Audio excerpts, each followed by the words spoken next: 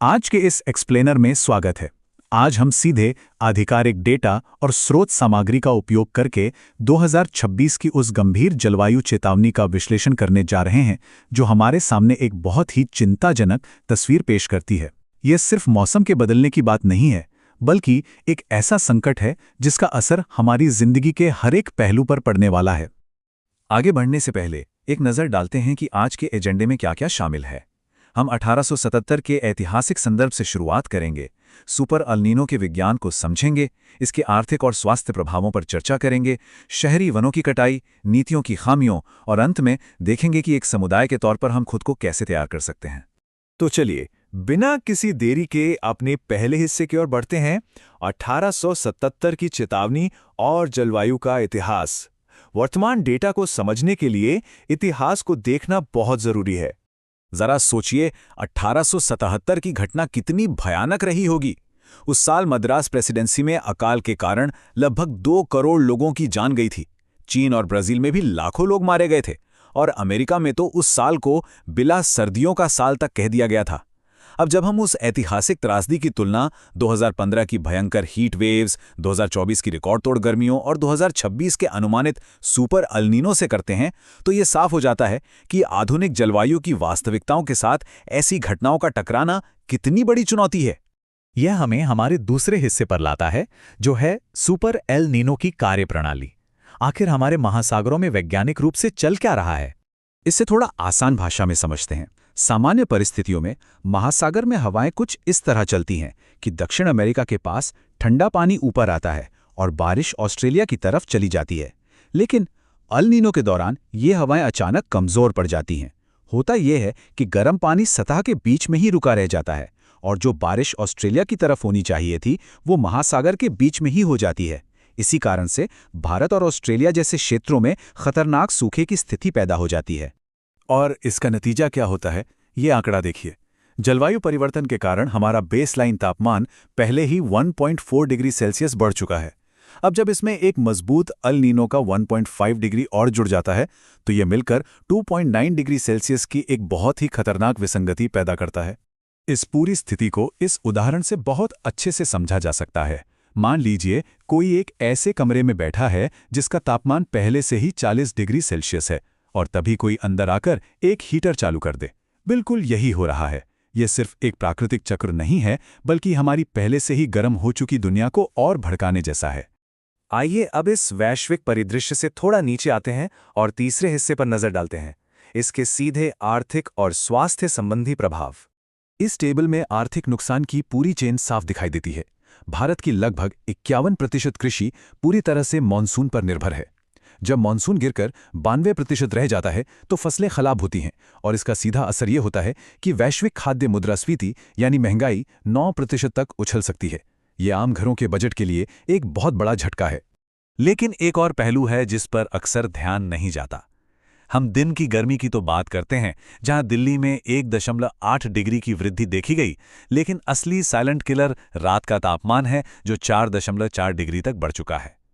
रात में तापमान का कम न होना इंसान के शरीर को प्राकृतिक रूप से ठंडा होने और रिकवर होने से रोकता है, जिससे स्वास्थ्य संबंधी बड़े खतरे पैदा होते हैं। और अगर राष्ट्रीय स्तर पर इसके आर्थिक प्रभाव की बात करें तो 2024 में अत्यधिक गर्मी के कारण होने वाले नुकसान का ये एक अकेला आंकड़ा ही सब कुछ बयां कर देता है। $194 बिलियन।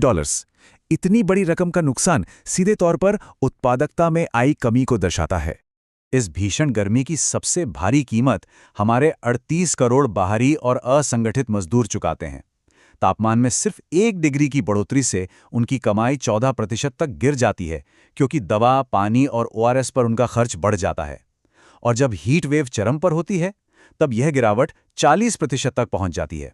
ये वाकई सोचने वाली बात है। अब चलते हैं चौथे हिस्से की ओर, वनों की कटाई और शहरों में बनते हीट आइलैंड्स। देखते हैं कि हमारे शहरों का विकास कैसे इस गर्मी को और बढ़ा रहा है। हम सब जानते हैं कि पुराने और परिपक्व पेड़ कितनी ठंडक देते हैं। ये पैदल चलने वालों के लिए तापमान 12 डिग्री तक कम कर सकते हैं। लेकिन स्रोत से जो डेटा सामने आया है वो बहुत ही चिंताजनक है।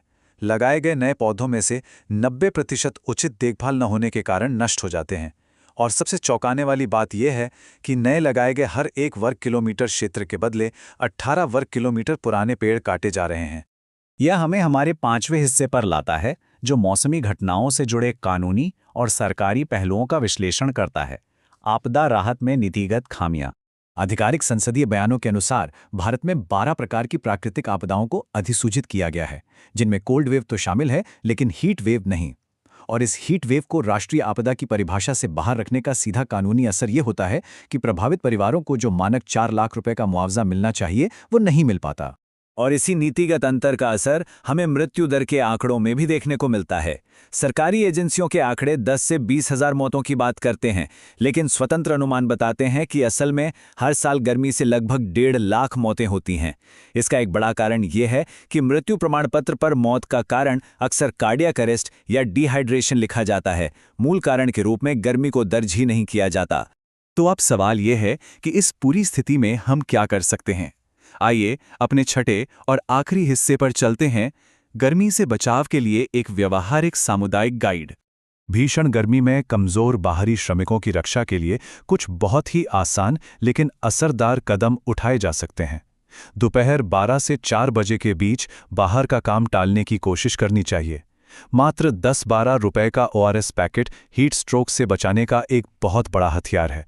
और आसपास काम करने वाले स्ट्रीट वेंडर्स और गार्डों को पानी और थोड़ी सी छाया देना सच में किसी की जान बचा सकता है। इसके साथ ही एक बड़ा कदम है अपनी ऊर्जा निर्भरता को कम करना। आज भी हमारा ग्रिड 70% तक कोयले पर निर्भर है। ऐसे में घरों पर किफ़ायती आवासीय सोलर पैनल लगाना एक बहुत ही व्यावहारिक समाधान है।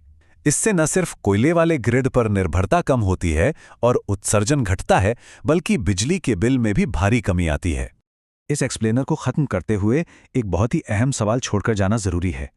यदि ये सभी रुझान ऐसे ही चलते रहे तो 2026 में जन्म लेने वाली पीढ़ी के लिए एक सामान्य गर्मी का क्या मतलब होगा? क्या 35 डिग्री का तापमान केवल इतिहास की किताबों में रह जाएगा और 45 डिग्री नया सामान्य बन जाएगा? यह एक ऐसा सवाल है जिस पर हम सबको गंभीरता से विचार करना चाहिए।